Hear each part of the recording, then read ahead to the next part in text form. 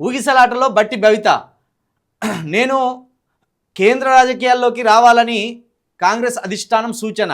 Revenue నుంచి Ponguleti out, Sridhar Babu చేతికి ఆర్థిక శాఖ, రవాణా శాఖ బాధ్యతల నుంచి పొన్నమును తప్పిస్తారని ప్రచారం. మంత్రులు జూపల్లి కృష్ణారావు, కొండ సురేఖ భవిత ప్రశ్నార్థకం. ప్రభుత్వ పనితీరుపై 2 ఏజెన్సీల ద్వారా అధిష్టానం రహస్య సర్వే. ఒక్కొక్కరిని ఢిల్లీకి పిలిచి మాట్లాడుతున్న అధిష్టానం పెద్దలు. అస్థిన కేంద్రంగా సైలెంట్గా మారుతున్న రాజకీయాలు. కాంగ్రెస్లో ఏదో జరుగుతున్నది. వరుసగా రాష్ట్ర మంత్రులు కాంగ్రెస్ నేతలు ఢిల్లీకి వెళ్తుండడం, ఒక్కొక్కరితో అధిష్టానం పెద్దలు మాట్లాడుతుండడం సైలెంట్గా మారుతున్న సమీకరణలపై పలు సంకేతాలు ఇస్తున్నాయి. అందుబాటులో ఉన్న సమాచారం ప్రకారం రాష్ట్ర మంత్రివర్గంలో మార్పులపై కాంగ్రెస్ నాయకత్వం కసరత్తు చేస్తున్నట్టు కనిపిస్తున్నది. డిప్యూటీ సీఎం బట్టి పదవికి ఎసరు పెట్టేందుకు కాంగ్రెస్ పార్టీ రాష్ట్ర ముఖ్య నేత పావులు కదుపుతున్నట్టు ఇప్పటికే వార్తలు రాగా, బట్టి విక్రమార్కను కేంద్ర రాజకీయాల్లోకి రావాలంటూ ఢిల్లీ పెద్దలు తాజాగా ఆయనను కోరడం అనుమానాలకు మరింత బలాన్ని చేకూరుస్తుంది. 2029 ఎన్నికల నాటికి రేవంత్ రెడ్డి గారు ఆడబోతున్న రాజకీయ జూదంలో ఉత్తమ్ కుమార్ రెడ్డి గారు బలి కాబోతున్నారు, బట్టి విక్రమార్క గారు కూడా బలి కాబోతున్నారు, పొన్నం ప్రభాకర్ గారు బలి కాబోతున్నారు, సురేఖ గారు బలి కాబోతున్నారు. ఎందుకంటే పూర్తి స్థాయి రేవంత్ రెడ్డి టీం తోటే 2029లో ఎన్నికలకు పోవడానికి రేవంత్ రెడ్డి గారు ఆలోచన చేస్తున్నారు. ప్రజల్లో నిన్నటి తరం నాయకులకు ఆదరణ లేదు. నేను మహామునగాన్ని, నేను చేస్తున్న కార్యక్రమాలకు ఈ సీనియర్స్ అడ్డుపడుతున్నారు, నా కార్యక్రమాలకు ప్రజలు జేజేలు కొడుతున్నారు అని నమ్మించే ప్రయత్నం అదే అధిష్టానం దగ్గర రేవంత్ రెడ్డి గారు చేసిండు. ఇప్పటికే ఆ విషయంలో కొంతవరకు సఫలమైనట్టుగా కూడా కనిపిస్తున్నది. ఎందుకంటే అధిష్టానం రేవంత్ రెడ్డి గారిని నమ్ముతున్నది. రేవంత్ రెడ్డి గారు అధిష్టానానికి కొన్ని సూచనలు చేస్తున్నారు. నిన్నటి తరం రాజకీయ నాయకులంతా అవినీతి పరులు, వాళ్ళు సోమరిపోతులు, వాళ్లకు ప్రజల్లో ఇమేజ్ లేదు అని నమ్మిస్తున్నారు. కానీ కాంగ్రెస్ ఇమేజే ప్రజల్లో పోయింది. కాంగ్రెస్ ముఖ్యమంత్రి గారినే ప్రజలు చీదరించుకుంటున్నారు, చిత్కరించుకుంటున్నారు. మనమేదో కేసీఆర్ గారి ఆగడాలు పడలేక, కేసీఆర్ గారి నియంతృత్వం పడలేక కాంగ్రెస్ పార్టీని గెలిపిస్తే ఇది అంతకు దగ్గర బొంతలెక్కనైంది తప్పించి దీంట్లో ఏ మార్పు లేదని ప్రజలంతా చిరస్కరిస్తున్నారు.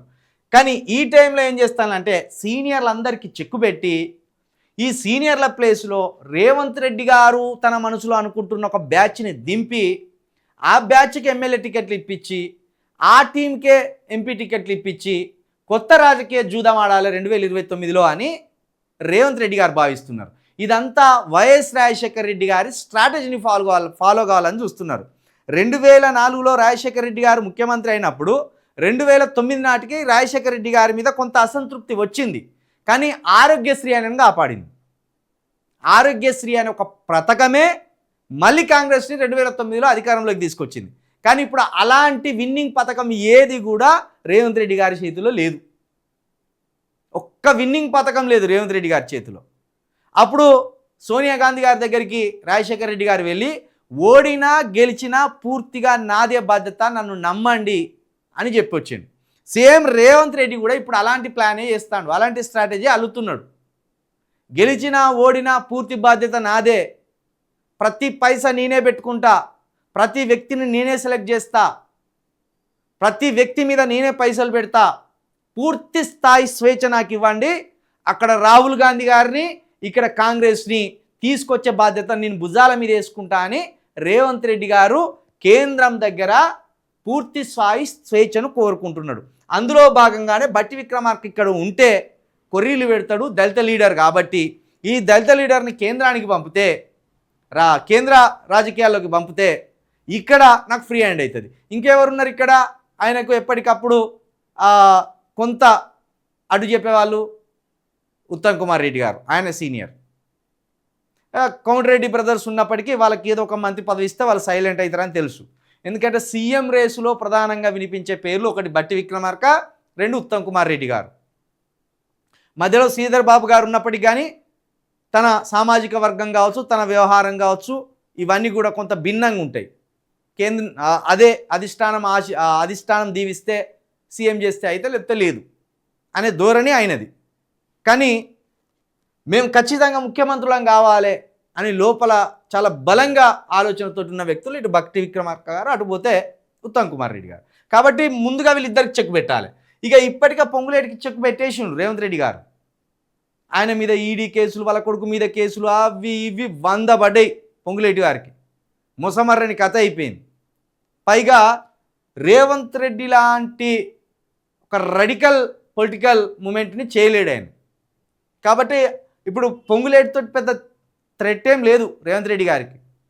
పొంగులేటిని సీఎం స్థాయిలో ఊహించుకునేటోడు కూడా తెలంగాణలో ఎవడు లేడు. పొంగులేటి సీఎం అవుతాడని చెప్పేటోడు ఒక్క మనిషి కూడా లేడు. కాబట్టి ఆయనతో థ్రెట్ లేదు. కాబట్టి వీళ్ళని ఏం చేయాలి? వీళ్ళకున్న మంత్రి పదవులను స్థానచలనం చేయాలి. ఇప్పుడు ఇప్పటివరకు రెవెన్యూ డిపార్ట్మెంట్ పొంగులేటి చేతిలో ఉండే, ఇంకా అట్లనే పెడితే అదంతా ఊడ్చేసి ఇంకా బలంగా అవుతాడు. బలంగా అయితే ఇంకో 4గురికి ఫండింగ్ చేస్తాడు. కాబట్టి అక్కడి నుండి ఏం చేయాలి? ఆయనను కొంత స్థానచలనం చేయాలి. ఇక శ్రీధర్ బాబుకి ఆర్థిక శాఖ అప్పచెప్పాలి. ఇక్కడి భట్టి విక్రమార్క గారి చేతిలో ఉన్న ఆర్థిక శాఖను తీసి శ్రీధర్ బాబు గారి చేతికి అప్పగించాలి. ఇట్లా మంత్రి పదవుల్లో కొందరికి స్థానచలనం, కొందరికి ఉద్వాసన, ఇవి రెండు ఏకకాలంలో చేసి మరింత పట్టును ఈ కాంగ్రెస్ పార్టీ మీద తాను పొందాలని రేవంత్ రెడ్డి గారు ప్రయత్నం చేస్తున్నారు. ఇందులో భాగంగానే ఇప్పటికే 2 ఏజెన్సీల ద్వారా కూడా ఈ సర్వేను కూడా నిర్వహించినట్టుగా కూడా వీళ్ళు చెప్తున్నారు. అయితే ఇది నిజమే. ప్రస్తుతం కాంగ్రెస్ పార్టీ బూత్ స్థాయి కమిటీలను వేస్తున్నది అనేక గ్రామాల్లో, అనేక నియోజకవర్గాలు. ఆ బూత్ స్థాయి కమిటీలకు కూడా ఇక్కడ హైదరాబాద్ కేంద్రంగా ఫోన్లు వస్తున్నాయి, సర్వేల ద్వారా ఫోన్లు వస్తున్నాయి. ఆ గ్రామంలో ఎవరో ఒకరు ఉంటారు కదా, కొంత రాజకీయం చేసే పర్సన్స్, న్యూట్రల్ పర్సన్స్, వాళ్ళకి ఫోన్ చేసి ఫలానా అభ్యర్థి ఇలాంటోడు, ఆ ఫలానా అభ్యర్థి పెద్దగా యాక్టివ్ ఏమి ఉండడు కదా కాంగ్రెస్లో, అక్కడ వాళ్ళు టిక్కు కొట్టుకుంటాను. ఇట్లా చాలామందికి ఫోన్లు వస్తున్నాయి. మీరు ఒకసారి గమనించండి. కాంగ్రెస్ గాంధీ భవన్ నుండి, హైదరాబాద్ గాంధీ భవన్ నుండి సర్వే పేరు మీద ఒక ఏజెన్సీ ఫోన్లు చేస్తున్నది ప్రతి గ్రామంలో ఉన్న న్యూట్రల్ పర్సన్స్కి, ప్రతి గ్రామంలో ఉన్న విశ్లేషకులకి, ప్రతి గ్రామంలో కొంత చదువుకున్న వ్యక్తులకు, రాజకీయంగా కొంత చురుగ్గా ఉన్న వ్యక్తులకు ఫోన్లు చేసి కాంగ్రెస్కు సంబంధించిన నాయకుల వివరాలను, వాళ్ళ పనితీరును, వాళ్ళు ప్రజలకు ఎట్లా అందుబాటులో ఉంటారు అనే విషయాలన్నిటినీ కూడా సర్వే పేరుతోటి రేవంత్ రెడ్డి గారు సేకరిస్తున్నారు. కాబట్టి మరి నిజంగానే భట్టి గారిని ఇక్కడ మంత్రి పదవి నుండి తొలగించి, డిప్యూటీ పదవి కూడా తొలగించి కేంద్ర రాజకీయాల్లోకి హైకమాండ్ గుంజుకుంటుందా, దానికి భట్టి విక్రమార్క గారు ఏమాత్రం నొచ్చుకోకుండా పోతారా అనేది ఇప్పటికిప్పుడు కాదు, ఇది వచ్చే ఎలక్షన్ నాటికి, ఇది రేపే జరగబోతున్నట్టు ఈ పేపర్ రాసుకొస్తుంది. ఇప్పటికిప్పుడు తొలగిస్తే పెద్ద గందరగోళం ఇది. 2029 వరకు పోటీ చేయకుండా ఎంపీకి పోటీ చేయమనడము, కేంద్ర రాజకీయాల్లోకి పంపించడము అది జరుగుతుంది. కాకపోతే ఈ స్థానచలనం, మంత్రుల స్థానచలనం మాత్రం ఖచ్చితంగా ఈ మధ్య కాలంలో అవుతుందని గట్టిగా వాదనలు వినిపిస్తున్నాయి. దేశంలో పడిపోతున్న జననాల రేటు, రీప్లేస్మెంట్ స్థాయి కంటే దివకు పతనం, ప్రమాద ఘటికలు మోగిస్తున్న కేంద్ర నివేదికలు. దేశంలో పడిపోతున్న జననాల రేట్లు అంటే అసలు పెళ్లిలే చేసుకున్నప్పుడు ఇక పిల్లలు ఎట్లా పుడతారు, జననాలు ఎట్లయితాయి. ఒక్కొక్క 40 సంవత్సరాలు 50 సంవత్సరాలు వచ్చినా పెళ్లి మీద ఇంట్రెస్ట్ లేదు. దానికి చాలా కారణాలు ఉన్నాయి. ఒకవైపు నిరుద్యోగం, మరొక వైపు ప్రస్తుతం సమాజంలో వస్తున్న పోకడలు, పరిస్థితులు, ఆన్లైన్ ప్రేమికులు ఎక్కువైతాను, డేటింగ్స్ ఎక్కువైతున్నాయి, పెళ్ళి అవసరం లేదు, కలిసి ఉన్న రోజులు కలిసి ఉందాం, నీకు ఇష్టం లేకపోతే నువ్వు విడిపో, నాకు ఇష్టం లేకపోతే నేను విడిపోతా అనే పాశ్చాత్య కల్చర్ వచ్చింది. ఇంకొకటి అబ్బాయిలను అమ్మాయిలు నమ్ముతలేరు, అమ్మాయిలను అబ్బాయిలు నమ్ముతలేరు, అదొకటి వచ్చేసింది. ఎవరి జేబు నిండుకుంటే వానితోటి స్నేహం చేసి వానితోటి నమ్మకం కుదిరినాక అప్పుడు వానితోటి లైఫ్ సెటిల్మెంట్ చేసుకొని పెళ్లి చేసుకోవాలి అనే ఆలోచనకు ఒక వర్గం అమ్మాయిలు వచ్చేసిండ్రు. ఇన్ని రకాల కారణాలు ఉన్నాయి, అందుకే పెళ్ళిళ్ళు జరుగుతలేవు. పెళ్ళిళ్ళు జరిగినా పట్టుమని 4 రోజులు కాపురం చేస్తలేరు. ఇంకా ఇప్పుడు భారతదేశం ఇట్లా ఉన్నదంటే అంతో ఇంతో ఆ పల్లెటూళ్ళలో పెళ్ళిళ్ళు చేసుకొని ఆ పెద్దల భయానికో, ఆ కుటుంబం భయానికో సంసారాలు చేసే జంటలు ఉన్నాయి. ఆల్రెడీ ఎప్పుడో గతి తప్పిపోయింది భారతదేశం పరిస్థితి ఎప్పుడో గతి తప్పిపోయింది. ఎందుకంటే పరిస్థితులు అట్లా తయారైనాయి. మొత్తం ఒక డిజిటల్ యుగం వచ్చేసింది. ఈ డిజిటల్ యుగంలో అందరి ఆలోచనలు అందరి మనసులు కూడా కొంత పొల్యూట్ అయిపోయినాయి. పైసలు ఎవరి దగ్గర ఉంటే వానితో స్నేహం చేయాలనే ఆలోచనకు వచ్చిండ్రు సమాజం. అందులో ఒక అమ్మాయిలని తప్పు పట్టలేము, ఒక అబ్బాయిలని తప్పు పట్టలేము. అది పరస్పరం ఇద్దరు వ్యక్తుల మధ్య ఉంటుంది. కాకపోతే డబ్బునే చేసుకోవాలనే ఆలోచనకు వచ్చింది. లైఫ్ సెటిల్ కావాలి, డబ్బు ఉండాలి, కాలు మీద కాలేసుకొని తినాలి. అది బోరింగ్ లైఫ్ అని వీళ్ళకి అర్థమైతే లేదు. జీవితం ఎప్పుడు ఒక టాస్క్లతో ముందుకు పోవాలి. కానీ డబ్బున్న వాళ్ళకే ఎక్కువ ప్రయారిటీ ఇవ్వడం లాంటివి చేస్తున్నారు ఈ కాలం యువతీ యువకులు.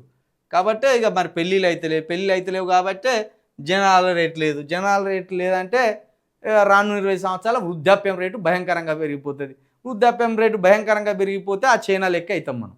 ఆ జపాన్ మొత్తం వృద్ధులే అట్లుంటాయి.